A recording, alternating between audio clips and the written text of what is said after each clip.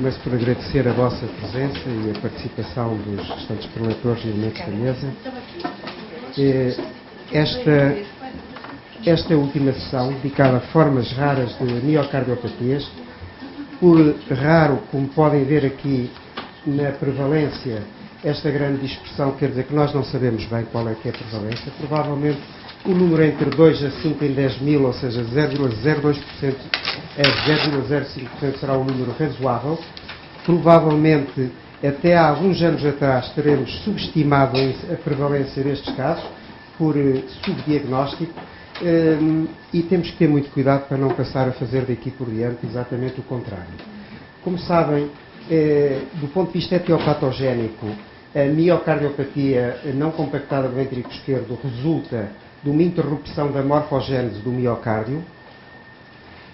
Do ponto de vista morfológico, a principal alteração é a trabeculação proeminente para o lúmen do ventrículo esquerdo com recessos intratraveculares e, do ponto de vista clínico, nos casos mais evoluídos, a insuficiência cardíaca congestiva, tromboembolismo sistémico, arritmias e, naturalmente, a morte súbita são as manifestações clínicas mais importantes.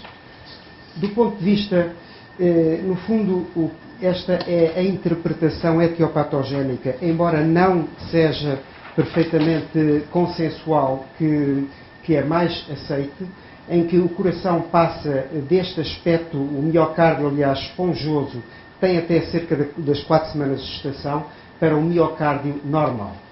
Dizer que este processo se processa, passa a redundância, do epicárdio para o endocárdio, da base para o ápex e do septo para a parede livre. Isso é muito importante para percebermos depois aonde é que vamos encontrar as alterações típicas desta situação.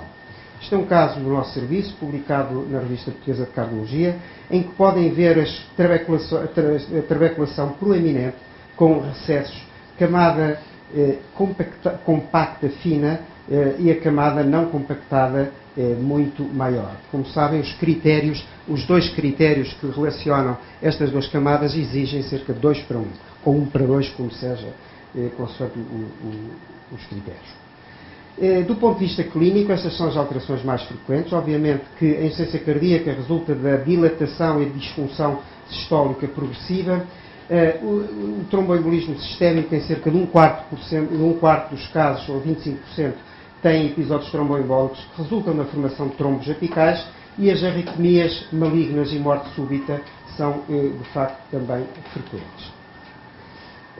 Já foi aqui discutido, mas do ponto de vista genético são descritas mutações em vários genes. Este foi o primeiro gene identificado, também está na origem do síndrome de Barth, mas talvez aquilo que tenha dado mais informação foram os últimos dados de 2007-2008, em que numa população de doentes com não compactação do ventrículo esquerdo se verificou que havia proteínas, alterações nos genes que codificam proteínas sarcoméricas, e aqui só foram testadas estas. Falta, por exemplo, a proteína C, ligação à miosina, mas, portanto, isto dá-nos a ideia da heterogeneidade genética destas situações. De facto, uma mutação, a mesma mutação, pode estar na origem de vários fenotipos, e atualmente ainda se discute se esta situação será uma verdadeira miocardiopatia autónoma ou se será uma variante de fenotipos clássicos bem conhecidos. Isto é um assunto que não está ainda encerrado.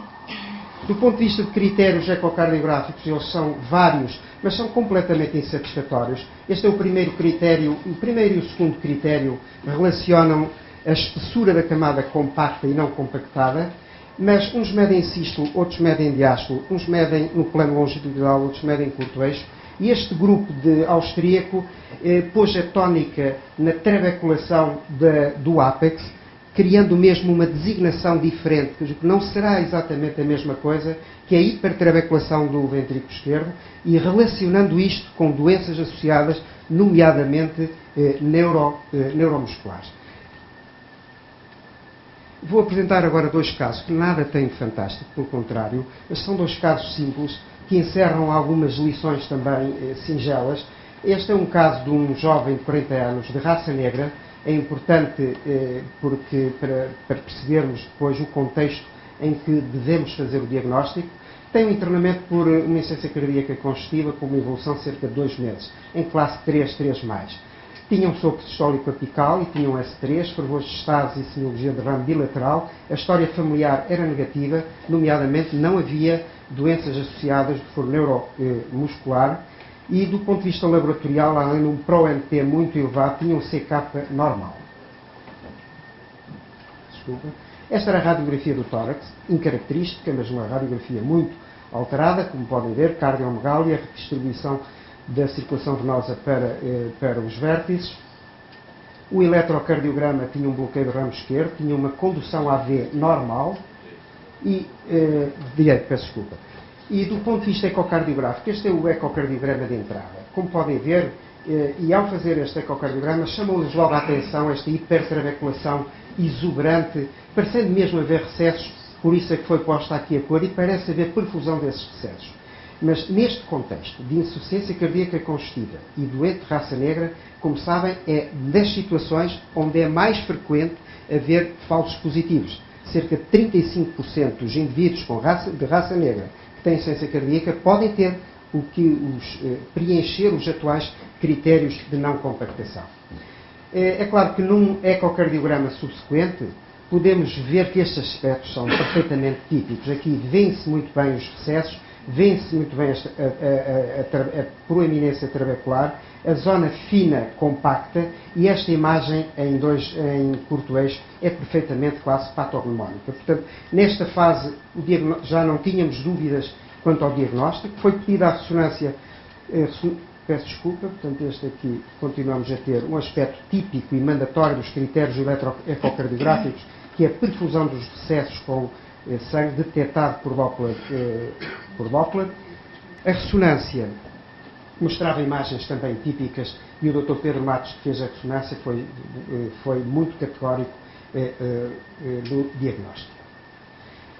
A evolução deste caso, infelizmente, não foi uma evolução boa. Foi um doente a quem se decidiu, até porque tinha TVs autolimitadas na telemetria, decidiu-se implantação de CDI e estando melhor do ponto de vista da classe funcional, era um doente que se preparava para ter alta com indicação de referenciação para uma consulta de transplante.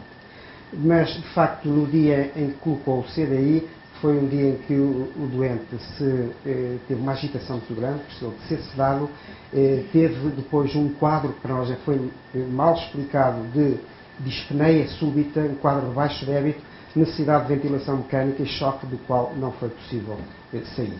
A autópsia foi pedida para excluir tromboembolismo pulmonar e complicações relacionadas com o procedimento, que foram de facto excluídas.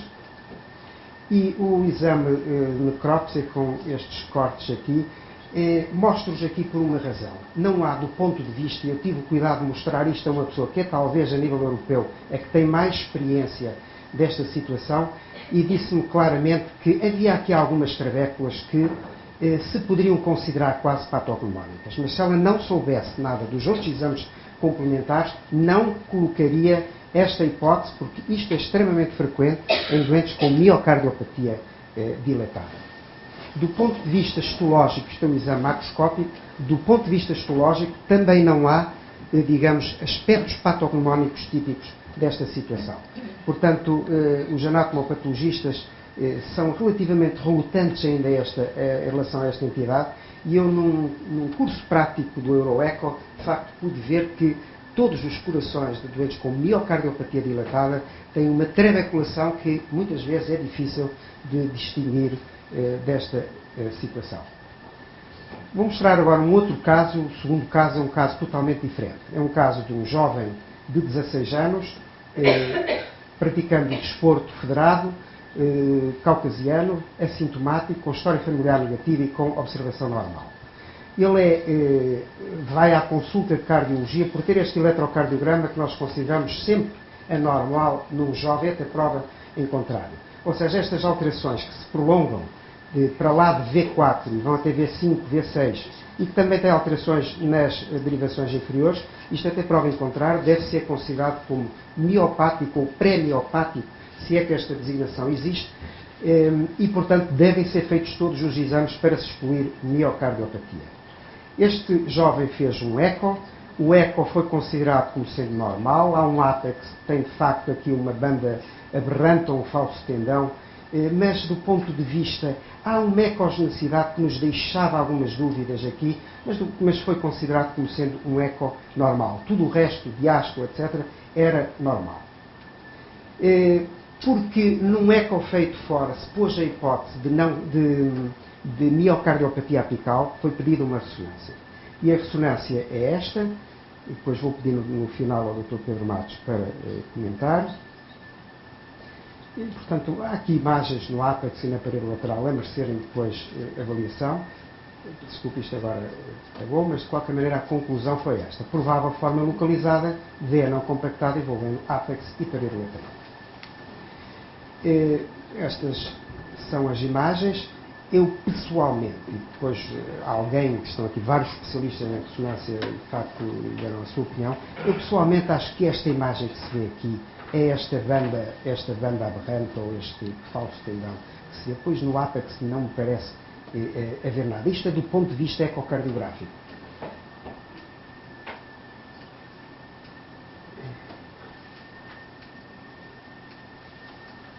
Isto não está.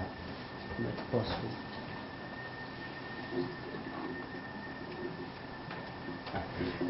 Isto foi há 3 anos atrás, por acaso recentemente voltei a repetir o eco deste jovem.